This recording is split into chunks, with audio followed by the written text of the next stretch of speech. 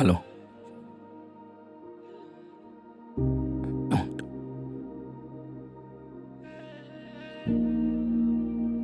njalo ke loo nto. Tamkhulu Wowo, sithi abasukulwana bakho mhlambe ke sewalibala namagama ethu kuba ke lide noko elithuba ungasekho phakathi kwethu. Ndim uZinande, uZandile kwakunye noLinomtha. Ukuba asiphazami seyiminyaka engama28 ungekho ekhaya. Kuba ke ndisakhumbula ukuba noLinomtha wayesempeleni ngelo xesha. Kuninzi ke okwenzekileyo ngethuba ungekho noZulu. Kwenzekile okuninzi Mbafana.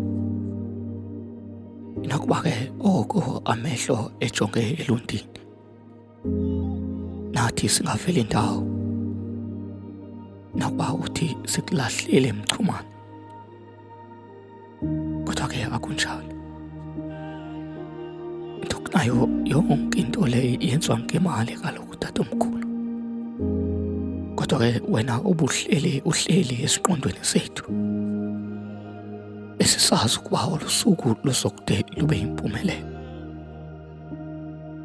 Ewe asithi namhlanje ukuba sinayo imali, kodwa ke kungcono kuba ke akusafani nangaphambili.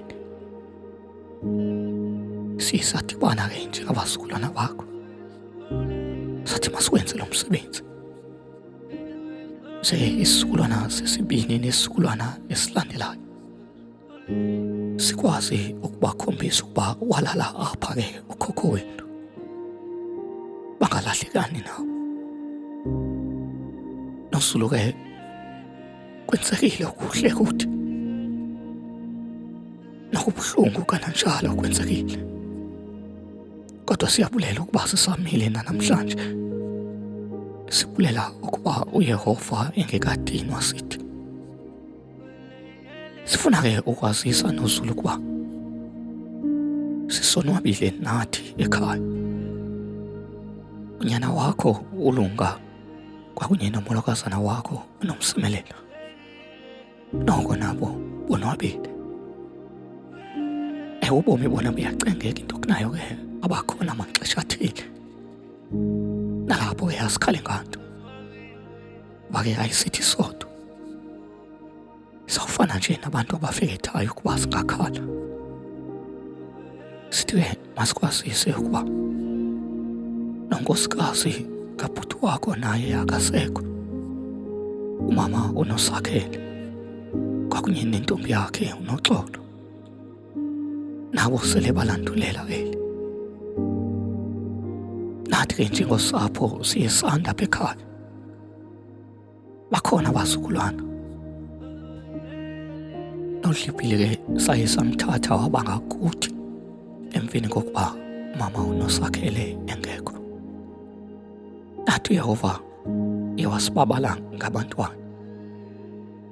Ulelona umnombo obizwa njengoPoison kwakunye noAthalive. Okunye ke emasingakulibali.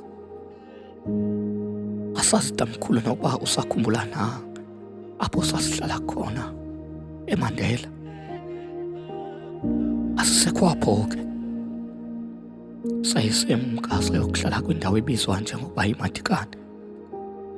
Kodwa ke nayo ayigudanga kuyaphi. Ikumgama nje ohambekayo. NoZulu uyakhumbuleka. Uyakhumbuleka ngokheleseka. Simane sicinga ngelo lizwi lakho nalo milozi. Engathi safakala kwezindlebe.